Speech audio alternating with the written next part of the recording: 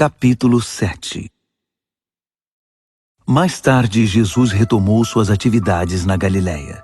Ele não queria viajar pela Judéia, porque os judeus estavam procurando uma oportunidade para matá-lo. Estava próxima a outra festa celebrada anualmente pelos judeus, a dos tabernáculos. Seus irmãos disseram: "Por que você não vai para a festa, para que seus discípulos possam ver as obras que você faz? Quem quer ser conhecido não pode ficar escondido num canto. Se você leva a sério o que faz, mostre-se ao mundo." Seus irmãos o pressionavam porque não criam nele. Jesus respondeu: "Não me pressionem. Minha hora não chegou. É a hora de vocês. Aliás, sempre é a hora de vocês, porque não tem nada a perder. O mundo não tem nada contra vocês, mas sim contra mim. Está contra mim porque denuncio a maldade que escondem. Quanto a vocês, vão em frente, vão para a festa. Não esperem por mim. Ainda não estou pronto. Meu tempo não chegou." Ele disse isso e ficou na Galiléia. Só que mais tarde, depois de a família ter ido para a festa, ele também foi. Mas se manteve incógnito, evitando ao máximo chamar atenção para si. Os judeus já estavam procurando por ele, perguntando a todos: "Onde está aquele homem?" Havia muita controvérsia a respeito dele. Seu nome circulava na boca do povo. Alguns diziam: "Ele é um homem bom." Outros contestavam: "Nada disso! Ele engana o povo!" Entretanto, as conversas eram discretas, porque o povo tinha medo dos líderes judeus. Lá pela metade da festa, Jesus se manifestou no templo. Estava ensinando. Os judeus ficavam impressionados, mas estavam confusos. "Como ele sabe tanto sem ter estudado?" Jesus disse: "Não inventei nada disso. O que ensino vem daquele que me enviou.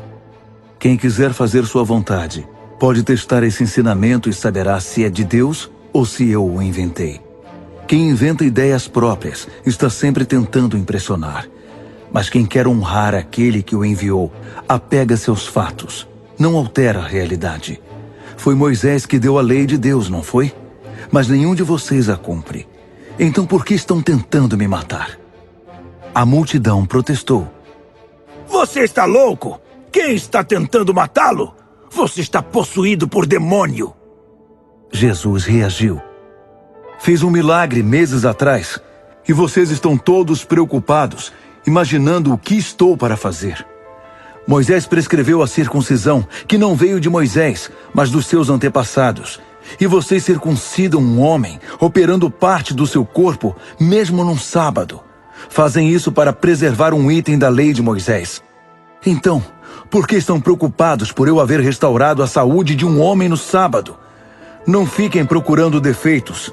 Usem a cabeça e o coração para discernir o que é certo, para testar o que é de fato correto." Foi quando alguns habitantes de Jerusalém disseram: "Esse não é o homem que estavam querendo matar? Olhem ele aí, dizendo o que quer diante de todos, e ninguém o detém. Será que os líderes pensam que ele é de fato o Messias? Nós sabemos de onde ele veio, mas no caso do Messias, ninguém sabe de onde ele virá." Então Jesus, que estava ensinando no templo, gritou para eles: "Vocês pensam que me conhecem e que sabem de onde eu vim? Mas minha origem não é essa.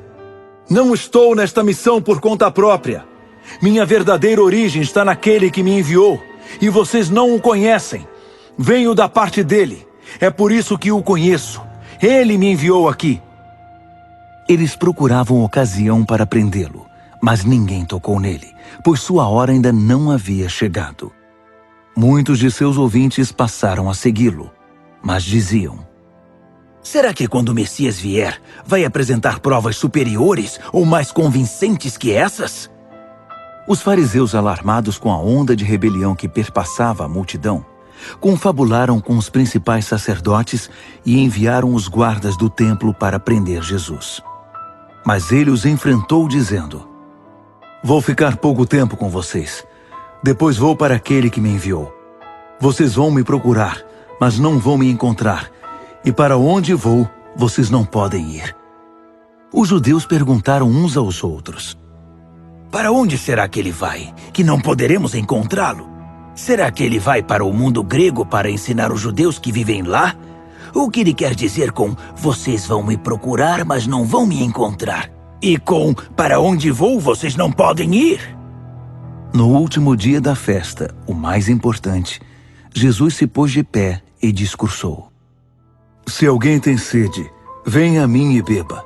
Rios de água viva irão jorrar e brotar do íntimo de quem crer em mim, como dizem as Escrituras. Ele fazia referência ao Espírito, a ser recebido por aqueles que crescem nele.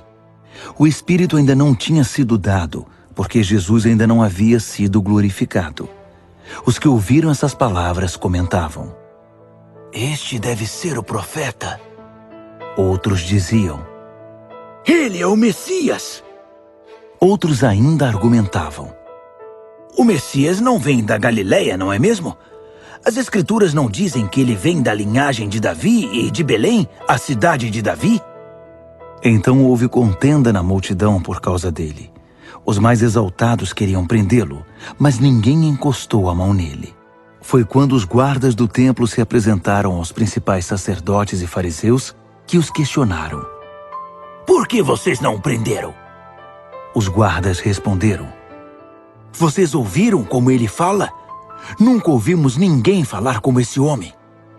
Os fariseus retrucaram: vocês se deixaram enganar como o resto dessa gentalha? Não percebem que nenhum líder do povo creu nele? Não veem que nenhum fariseu?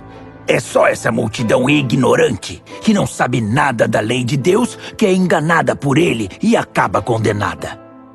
Nicodemos, o homem que havia se encontrado com Jesus e que era um dos líderes e fariseu, interferiu. A lei decide sobre a culpa de um homem sem primeiro ouvi-lo e descobrir o que ele está fazendo? Mas eles o interromperam. Você também está a favor do Galileu?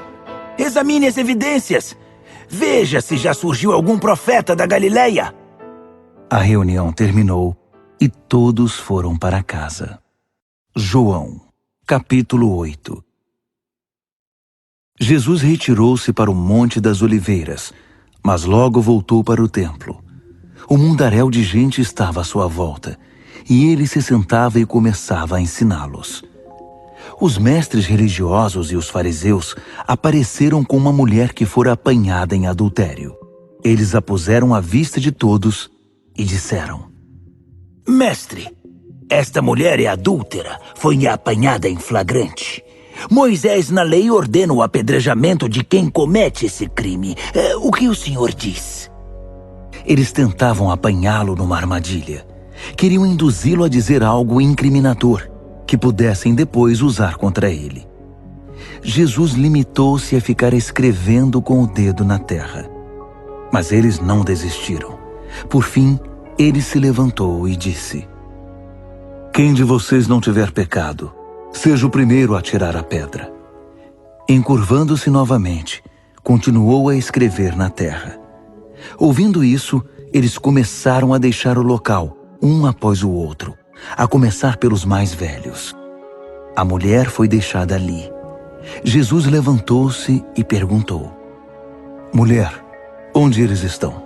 Ninguém condenou você? Ninguém, Senhor, foi a resposta. Nem eu, disse Jesus. Siga seu caminho, mas de agora em diante, não volte a pecar. Mais uma vez, Jesus discursou para o povo: eu sou a luz do mundo. Quem me segue não ficará tateando no escuro. A minha luz é para a vida toda. Os fariseus fizeram objeção: tudo o que temos é a sua palavra. Precisamos de algo mais concreto. Jesus replicou: vocês estão certos quando dizem que têm apenas minha palavra. Mas estejam certos de que ela é verdadeira. Sei de onde vim e para onde vou. Vocês não sabem de onde sou nem para onde serei levado. Vocês decidem de acordo com o que podem ver e tocar. Eu não faço esse tipo de julgamento. Ainda que fizesse, seria um julgamento verdadeiro, porque não iria se basear na estreiteza da minha experiência, mas na grandeza daquele que me enviou, o Pai. Isso preenche as condições estabelecidas na lei de Deus. Vocês devem confiar no depoimento de 2 testemunhas. E é o que vocês têm: minha palavra e a palavra do Pai que me enviou. Eles perguntaram: Onde está esse a quem você chama de Pai? Jesus respondeu: Vocês olham para mim e não me veem. Como esperam ver meu Pai? Se me conhecessem, iriam conhecer o Pai também. Ele fez esse discurso na tesouraria, enquanto ensinava no templo. Ninguém o prendeu, porque sua hora ainda não havia chegado. Ele continuou: Estou partindo, e vocês vão me procurar, mas estão perdendo Deus ao fazer isso, entrando num beco sem saída. Vocês não poderão ir comigo. Os judeus se perguntavam: Será que ele vai se matar? Foi isso que ele quis dizer quando falou: Vocês não podem vir comigo? Jesus explicou: Vocês estão presos ao que é mundano. Eu estou em contato com algo que está além dos seus horizontes. Vocês vivem de acordo com o que veem e tocam. Eu tenho outros parâmetros. Já disse que vocês perderam Deus agindo assim. Estão num beco sem saída. Se vocês não crerem que sou quem digo que sou, estão encurralados pelos seus pecados. Repito, vocês estão perdendo Deus. Eles perguntaram: Então quem é você? Jesus respondeu: O que tenho dito desde o princípio. Tenho coisas a dizer que os deixarão preocupados, julgamentos que irão afetá-los. Mas se vocês não aceitam a veracidade daquele que ordenou minhas palavras e atos, nada disso importa. Portanto, vocês estão questionando não a mim, mas aquele que me enviou. Eles ainda não haviam entendido que ele se referia ao Pai. Então, Jesus tentou de novo: Quando vocês levantarem o Filho do Homem, então vão saber quem eu sou. Que não estou inventando nada, mas falando apenas aquilo que o Pai me comunicou. Aquele que me enviou permanece comigo. Ele não me abandona. Ele vê a alegria que tenho em agradar-lhe. Depois que ele se expressou dessa forma, muitos decidiram acreditar. Então Jesus dirigiu a palavra aos judeus que diziam crer nele: Se vocês permanecem comigo, vivendo o que eu ensino, sem dúvida são meus discípulos. Então irão experimentar a verdade, e a verdade vai libertá-los. Surpresos, retrucaram: Mas somos descendentes de Abraão? Nunca fomos escravos de ninguém? Como você pode dizer: a verdade vai libertá-los? Jesus respondeu: Declaro solenemente a vocês que quem escolheu uma vida de pecado caiu numa armadilha, num beco sem saída. Assim é de fato um escravo. Um escravo é um hóspede temporário, que não pode ir nem vir quando quer. Já o filho tem uma posição estabelecida e o controle da casa. Portanto, se o filho os libertar, vocês serão livres. Sei que são descendentes de Abraão, mas também sei que vocês estão tentando me matar, porque minha mensagem ainda não entrou na cabeça dura de vocês. Estou falando de coisas que vi enquanto estava na companhia do Pai, e vocês teimam em fazer o que ouviram do pai de vocês. Eles ficaram indignados. Nosso pai é Abraão! Jesus contestou: Se vocês fossem mesmo filhos de Abraão, realizariam as obras de Abraão. Mesmo assim, aqui estão vocês, tentando me matar, um homem que fala a verdade que recebeu diretamente de Deus. Abraão nunca fez nada parecido. Vocês insistem em repetir as obras do pai de vocês. Eles disseram: Não somos bastardos, temos um pai legítimo, o Deus único. Se Deus fosse o pai de vocês, Jesus prosseguiu, vocês iriam me amar, pois vim de Deus e aqui cheguei. Não vim por conta própria, Ele me enviou. Por que então não entendem uma palavra do que digo? Eis a razão. Vocês não suportam a verdade. Vocês são do diabo, que é o pai de vocês, e tudo o que querem é agradar a ele. Ele foi assassino desde o princípio, e não podia permanecer na verdade, porque nele não havia um resquício de verdade. Quando o mentiroso fala, ele o faz com base em sua natureza mentirosa, e enche o mundo com mentiras. Então eu chego, declaro toda a verdade, e vocês não querem nada comigo. Será que algum de vocês pode provar que eu disse uma só palavra enganosa, ou cometi um simples pecado? Mas se digo a verdade, por que não creem em mim? Quem está do lado de Deus ouve o que ele diz. É por isso que vocês não ouvem. Vocês não estão do lado de Deus. Os judeus então disseram: Faz sentido. Estávamos certos quando dissemos que você é um samaritano louco, possuído por demônio. Jesus reagiu: Não sou louco. Apenas honro meu Pai, enquanto vocês me desonram. Não estou querendo nada para mim. Deus planeja algo glorioso e grandioso aqui, e está a ponto de realizar esse plano. Falo com absoluta confiança. Se vocês praticarem o que digo, não terão de encarar a morte. Nesse ponto, os judeus o interromperam. Agora temos certeza de que você é louco, porque Abraão morreu, os profetas morreram, e você aparece dizendo: se vocês praticarem o que eu disser, não terão de encarar a morte. Você, por acaso, é maior que nosso pai Abraão, que morreu? E quanto aos profetas que morreram, quem você pensa que é? Jesus disse: Se eu apontasse os holofotes para mim mesmo, nada conseguiria. Mas meu Pai, o mesmo que vocês dizem ser o Pai de vocês, a que me pôs neste tempo em lugar de glória, vocês não reconheceram sua ação, mas eu sim.